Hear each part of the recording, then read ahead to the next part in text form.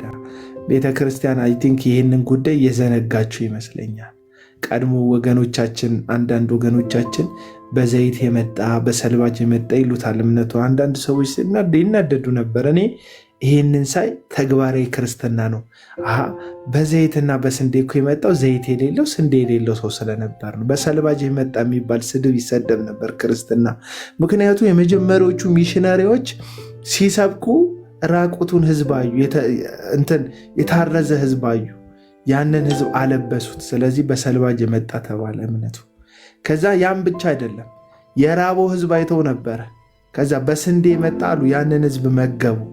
በዘይት የመጣ አሉ፣ እያበሉ እየጠጡ ትምህርት ቤት እየገነቡ ሆስፒታል እያቋቋሙ።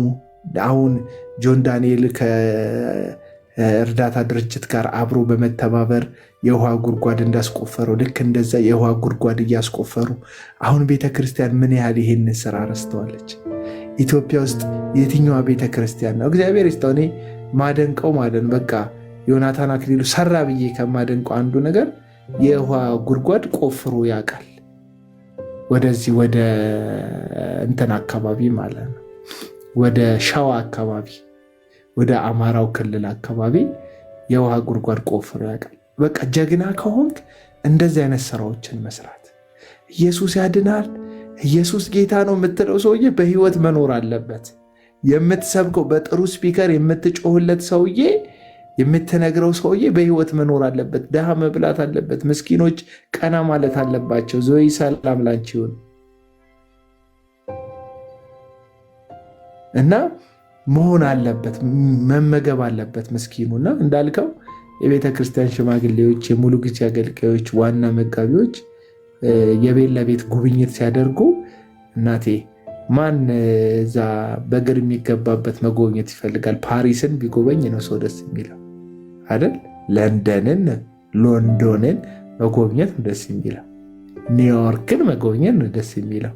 ስለዚህ ኒውዮርክን ባይጎበኙ እድሉ ባይኖራቸው ኒውዮርክ የደረሰ ሰውዬ የገነባውን ቤት ይጎበኛሉ። ፓሪስ ሄዶ የመጣውን ሰውዬ መኖሪያ ቤት ነው ያንኳኩት ሄደው። ምክንያቱም እዛ ቤት ጥሩ ጠረን አለ፣ ጥሩ ምግብ አለ፣ ጥሩ አቀባበ፣ ጥሩ ፖስታም አለ። ለሰው ፊት ማድላት ማለት ይሄ ነው። ያዕቆብ እኮ በምዕራፍ 1 ላይ እኮ ይሄን ያለው ይቆራረጣል። ለእኔ ብቻ ነው ወይ? የኔ ነው የሚቆራረጠው? ዞይ ይቆራረጣል። እኔ ይሰማኛል በደንብ። ወተሽ ግቢ ዞይ፣ ወተሽ ግቢ እና ሸመዬ ቴንኪው፣ እግዚአብሔር ያክብርልኝ። እና በደንብ ገስት ላይ የምታስገባው ሰው ካል ለአንተ ኮንትሮሉን ለቅቄ ኮንትሮል እንድታረግ ወዳጆች ካሉ እሺ። እና እንትን ነው እንትን ቤታቸው ስገቡ ጠረኑ የተበላሸ ቤት አለ፣ ቁስል የሚሸት ቤት አለ፣ ምስኪኖች አሉ፣ መብላት የህይወት ጥያቄያቸው የሆኑ ሰዎች አሉ። ግን የዛ ቤተክርስቲያን ሜምበር ናቸው። ያቺ ቤተክርስቲያን በሚሊዮን የሚቆጠር እቅድ አላት፣ እንትን የማድረግ ህንፃ የመገንባት አዲስ ቤት የማሰራት። እዛች ቤተክርስቲያን ውስጥ ግን ህንፃ ማሰብ በጣም ቅንጦት የሆነባቸው የመብላት የመጠጣት አንድ ቀን የመብላት የመጠጣት ጉዳያቸው በጣም የህይወት አሳሳቢ ጉዳይ የሆነባቸው ሰዎች ደግሞ አሉ። እና ሶሪ በቃ በዚሁ ልግታው። እሺ ጨርስ ማለት ነው ወይስ ጨርሼ ሳይሆን እዛ ድምፅ ሰማሁ ወይ ነው? እሺ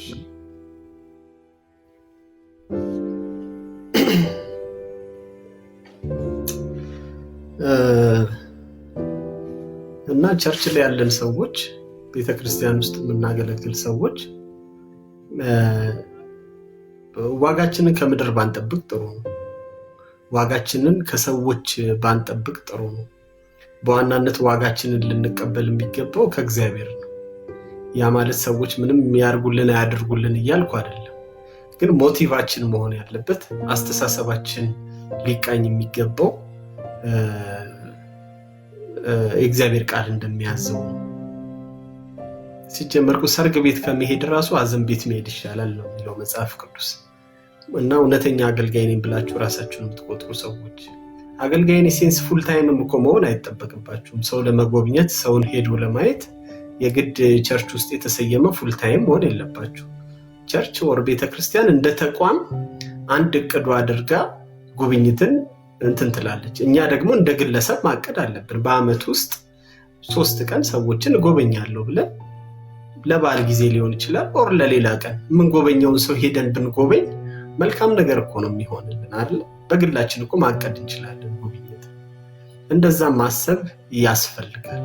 አንዳንድ ጊዜ ከቤታችን ስንወጣ ከተማችን ላይ ሞልቷል እኮ የእኛን ኪስ የሚጠብቁ ሰዎች ለዳቦ የሚሆን ነገር እንድንሰጣቸው። ምንም ያህል አጭበርባሪዎች ቢጠፉ ቪንቶ ጠጥተው የሆነ አረፋ ነገር ጠጥተው የውሸት አረፋ የሚደፍቁ ሚዛናቸውን ሰብረው የማይሰራ ሚዛን ሰብረው ሚዛኔ ተሰብሮብኝ ነው ብለው የሚያለቅሱ የሚያጭበረብሩ አሉ ከተማ ውስጥ። አንዳንድ ጊዜ እንዳንሰጥ ንፉግ እንድንሆን ሰዎችን እንዳንጎበኝ ምክንያት የሚሆኑን አይነት ሰዎች አሉ። ቢሆኑም ግን እኛ እምነታችንን ጥለን መስጠት ለሚገባን ሰው ውስጣችን ለሞላ ሰው ሰፖርት ማድረግ ያስፈልጋል። በተለይ ደግሞ በሃይማኖት ውስጥ ያሉትን ሰዎች ቅድሚያ እንደውም እነሱ እንድንረዳ ራሱ መጽሐፍ ቅዱሳችን የሚያዘው። ስለዚህ በቤተክርስቲያናችን ውስጥ ያንን ማድረግ በጣም አስፈላጊ። ለምሳሌ በቀደም እኔ በነበርኩበት ቤተክርስቲያን በቃለ ሕይወት ውስጥ አንድ ነገር ሲነገር ነበር። የፍቅርና የርህራሄ የሚባለው ህብረት ከኮምፓሽን ቃለ ሕይወት ላይ ኮምፓሽን አለ እንደምታውቁት። ከኮምፓሽን ጋር በመተባበር ለአንድ ልጅ አመታዊ ወጪ ወደ 30,000 ብር አካባቢ አይ ቲንክ 2500 ብር መሰለኝ በወር እንደዛ ነገር ተሰልቶ ወደ 30,000 ብር መሰለኝ የተሰላው። እንደዛ አካባቢ 30,000 ብር ተሰልቶ ያንን 30,000 ብር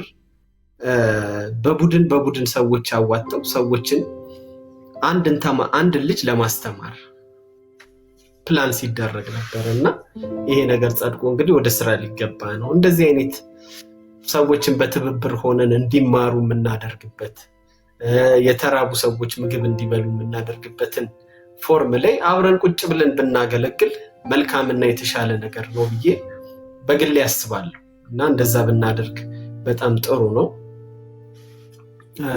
እኔው ህይወታችንን እንድናይ እንድንመዝን መልካሙን ነገር እንድንመርጥ በመልካሙ መንገድ እንድንሄድ። ሀብታም እኮ በጣም ብዙ የሚጎበኘው አለ፣ ምንም ጥያቄ የለውም። ሀብታም የሆኑ ሰዎች ቤት እግር የሚያበዛ ሰው አይጠፋም። ግን ደሃና መበለት የሆኑ ሰዎች ቤት እግር ማብዛትና እነሱን ሄዶ መጠየቅ፣ የታመሙ ሰዎችን ሄዶ መጠየቅ ነው በጣም ትልቁ ቁም ነገር። ሰው እንደዛ ብናስብ በጣም መልካም ነው ብዬ አስባለሁ። ይሄን ሐሳብ ያነሳ ነው ከሳሙኤል ህይወት ተነስተን ነው። የሳሙኤልን ህይወት ነበር ስናወራ የነበረው። ሳሙኤል በአገልግሎቱ መጨረሻ ላይ ህዝበ እስራኤልን ሰብስቦ ከማንም ጉቦ እንዳልተቀበለ በሐሰት ፍትህን እንዳላጣመመ እንደዛ አድርጌ ከሆነ ደግሞ መስክሩብኝ ብሎ ህዝበ እስራኤልን ጠቅላላ ሰብስቦ ጠየቀና ሁሉም በአንድነት አይ በፍጹም ምንም አላረከንም ብለው ስለሱ ንጽህና ሲመሰክሩለት ተመልክተናል።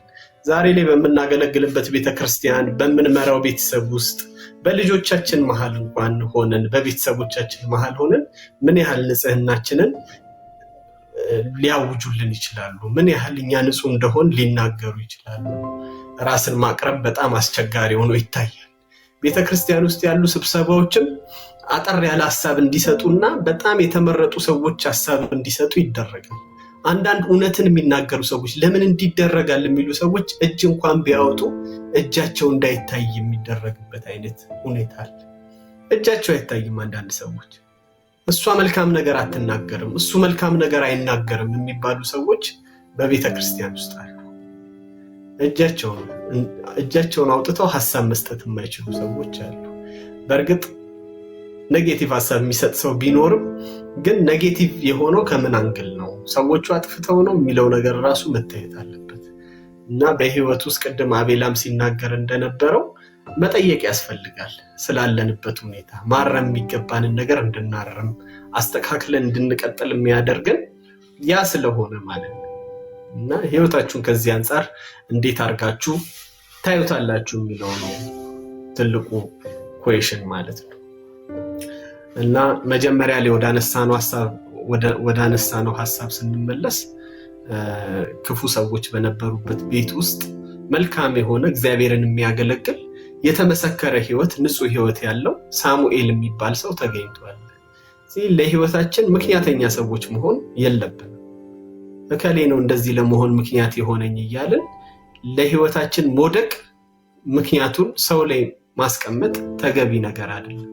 የእግዚአብሔር ጸጋ እንደሚረዳን፣ እንደሚያግዘን፣ እንደሚያቆመን፣ አቅም ኃይል እንደሚሰጠን ያንንም ነገር ማሰብ በጣም ያስፈልጋል ብዬ አስባለሁ።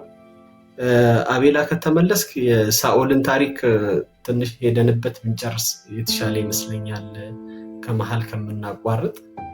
አይ ቲንክ ተመልሳል ብዬ ተስፋ አደርጋለሁና የሳሙኤልን ህይወት የሳኦልን ህይወት እንዴት አየኸው በመጽሐፍ ቅዱስ? ኦኬ አልችልም ላይ ነህ እንዴ? እኔ ደግሞ እኮ አለው መስሎኛል እኮ። እሺ በቃ ተባረክልኝ። መልካም አዳር። አንተ ስለመጣህ ነው በጣም ብዙ የሄድ ነውም ራሱ ግን ገስት ላይ ያሉት ሰዎች ሐሳብ ካላቸው የነሱን ሐሳብ መቀበል እችላለሁ።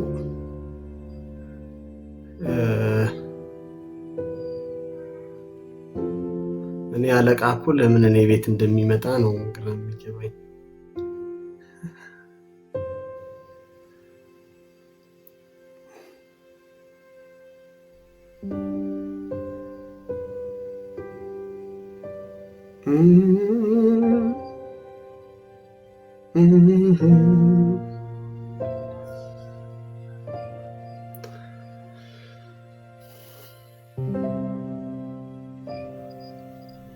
እሺ አቤላ መልካም አዳር።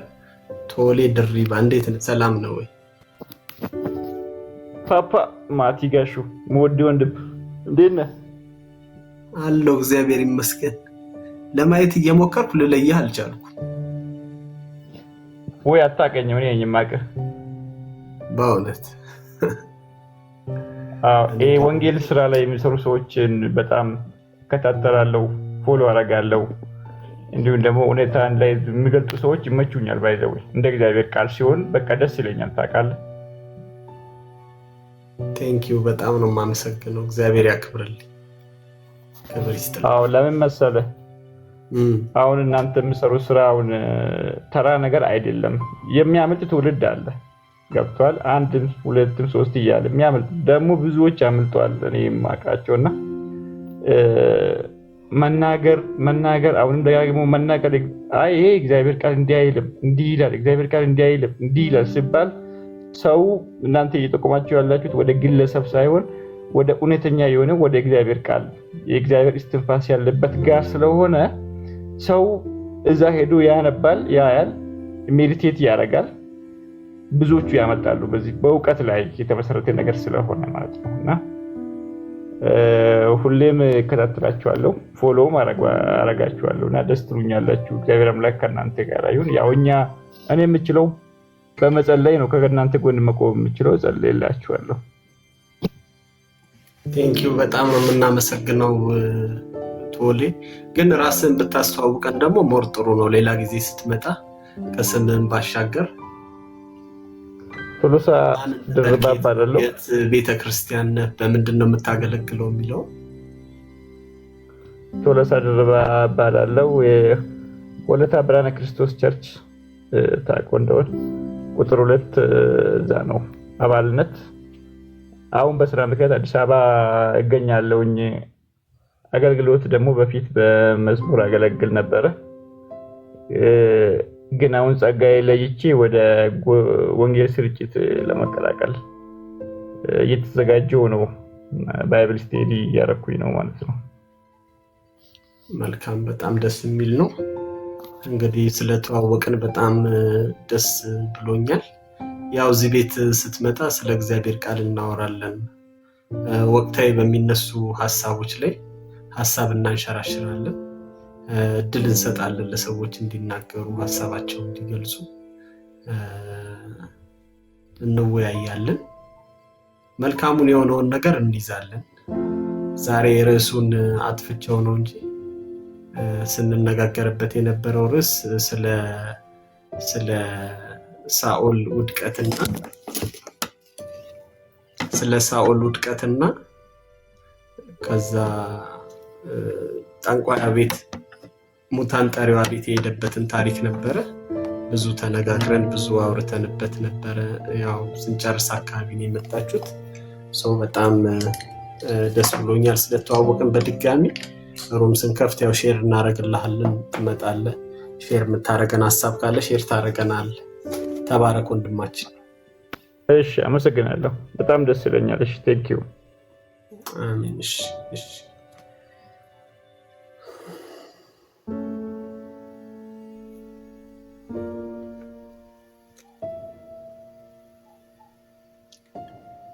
ሚኩ አለ?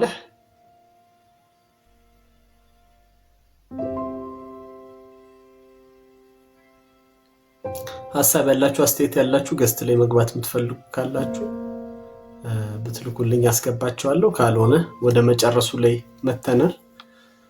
ኦልሞስት ወደ 7 ሰዓት እየሆነ ነው። 1-3 ሰዓት ያህል ቆይተናል። ጥሩ ጊዜ አሳልፈናል። ቤቱን ፎሎ ያላረጋችሁ ሰዎች ፎሎ ብታረጉ ደስ ይለኛል።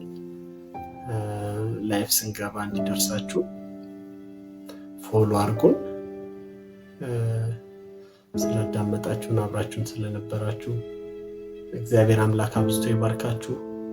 መልካም አዳር ይሁንላችሁ። ተባረኩ።